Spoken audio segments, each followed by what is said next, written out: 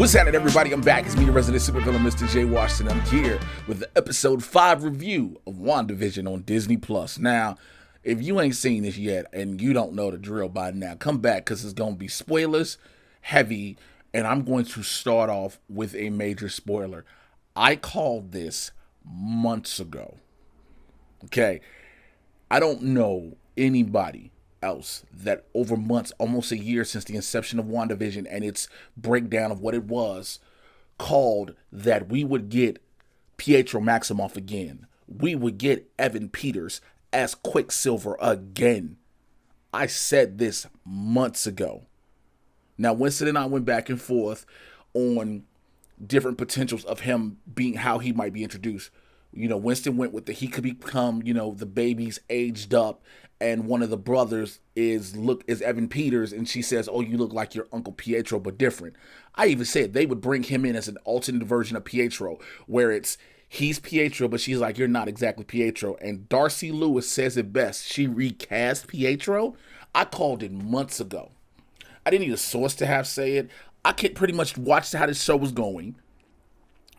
I pretty much have paid attention to the MCU, to the way the storylines go, paid attention to the deals with the Fox and Marvel, the Disney buying deal, paid attention to how they wanted to introduce things, and called this. Yes, I'm patting myself on the motherfucking back right now.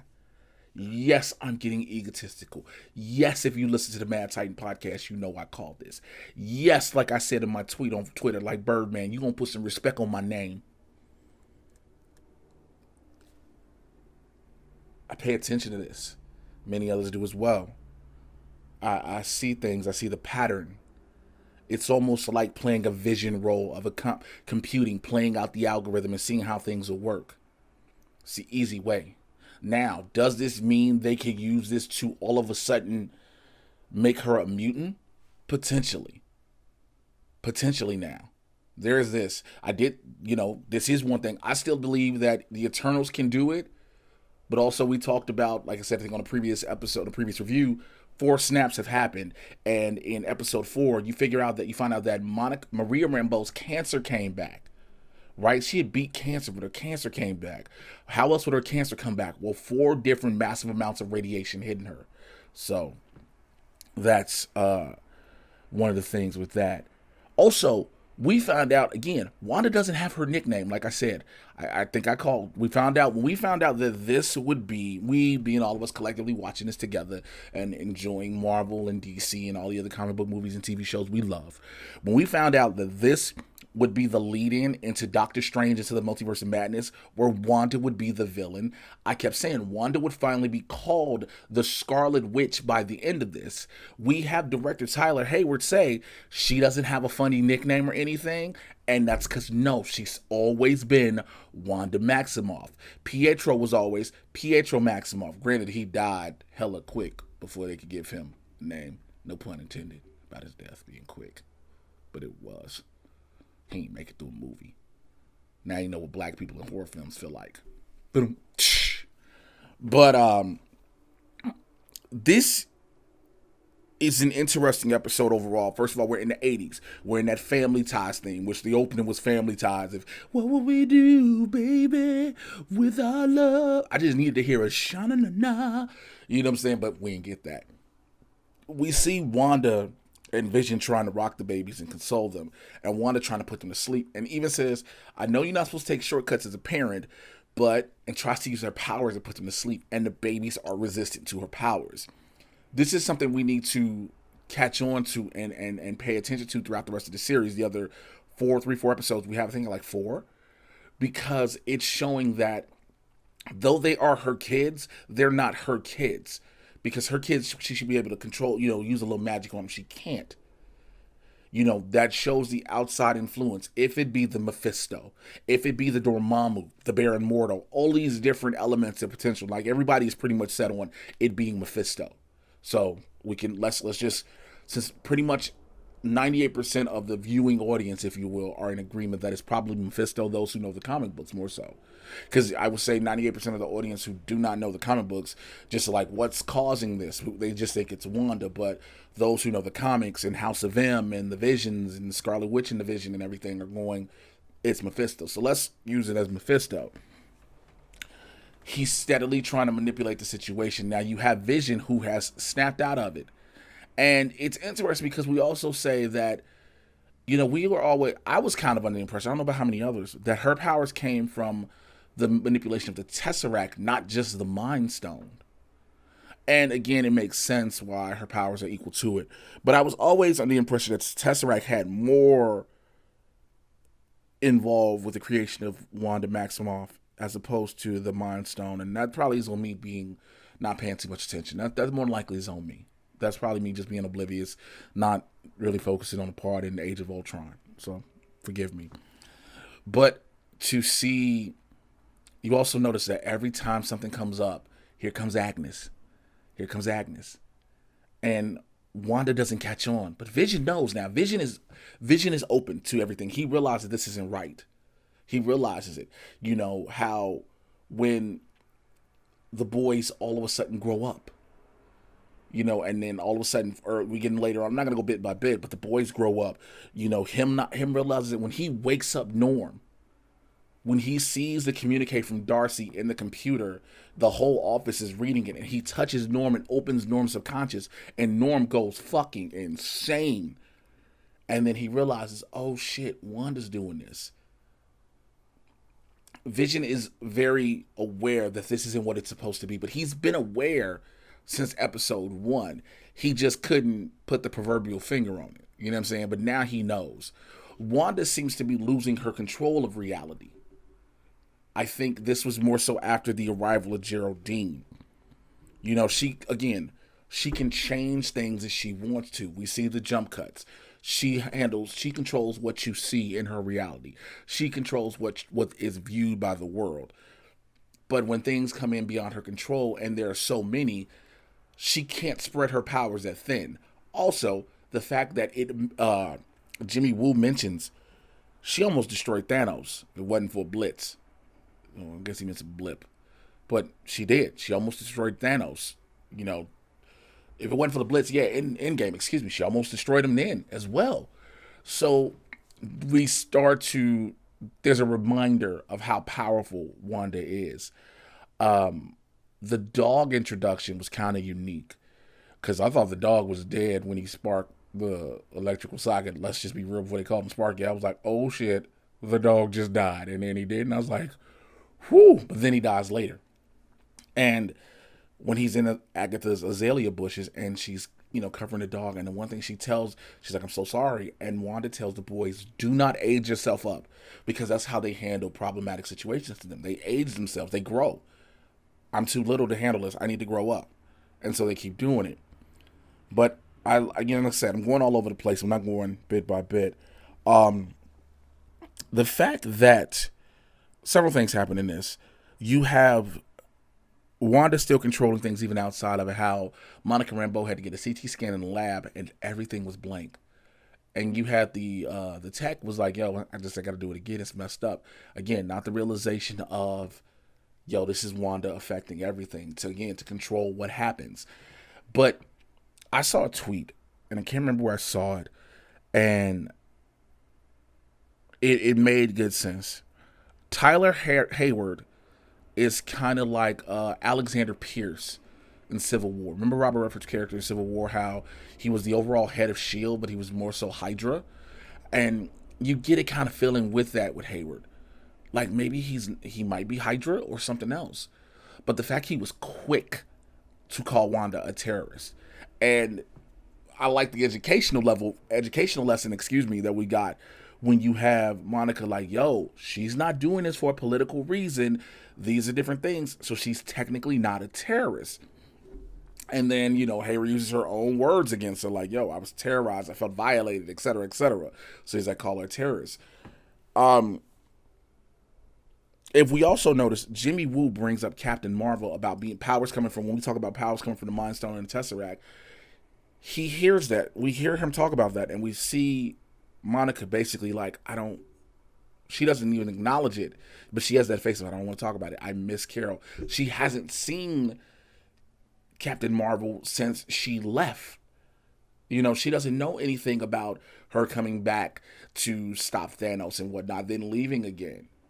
But again, we do know that the interaction of Captain Marvel and Monica Rambeau will happen in Captain Marvel 2. So we are laying the groundwork still going forward in the MCU, no matter what, which again is the beautiful thing. We all know these shows are just giant movies because if you look at them and look at how they shot, they look like the films.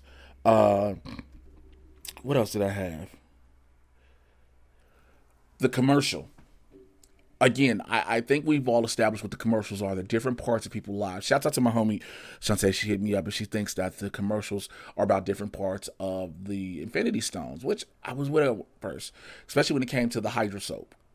She's like, that could be the Tesseract. And I was like, possibly. Because she had a great way she broke it down to me. But now it's all the events in Wanda's life that have led her up to where she is today. The toaster, the bomb. That's how her parents died. We were reminded of that again, that they died in Sokovia. The Strucker watch, Hydra, having been parts of Strucker's experiments, volunteering for him, getting her abilities. The Hydra soap, the mind changing, the mind stone now, if you add that. And now the Lagos, when they say, for when you make a mess, you didn't mean to. We brought it back up in the episode going back to Civil War, where she's the reason for what happened in Lagos, where the people died when her, Cap, Black Widow, and Falcon were trying to stop Rumlow, Crossbones, and she caused the deaths, which in turn caused the Sokovia Accords, and then the situation in Germany, same thing. So we're experiencing all the moments in Wanda's life as commercials that are leading us up to things. So if we don't, before this ends, before the TV show that is in the show ends, we'll see something about, Vision being stabbed potentially and Thanos stopping time or bringing, running time back to kill Vision. We're going to possibly see different things like this. But again, let's go back to the Evan Peters, who right before the end, Vision stands up to Wanda when he tells her, you can't control me and tell me what to do, which also I forgot to mention, we found out how we were asking the question, how did Wanda get Vision's body? And we saw she dead ass broke in the sword and was like, yo, I need this. And so people may be asking the question, well, how did Wanda know that S.W.O.R.D had Vision? I'm pretty sure this question is going to come up. Well, Wanda's an Avenger. And even after everything of Endgame, the Avengers, they're sharing intel with what's left of S.H.I.E.L.D. They know of S.W.O.R.D now. So all of these things are being known. And again, S.W.O.R.D stands for Sentient Weapons Observation and Research Division. The Vision is a sentient weapon. Captain Marvel is a sentient weapon. Hell, all of the Avengers are sentient weapons. They're living weapons. So they watch those and they watch other special powered beings and whatnot.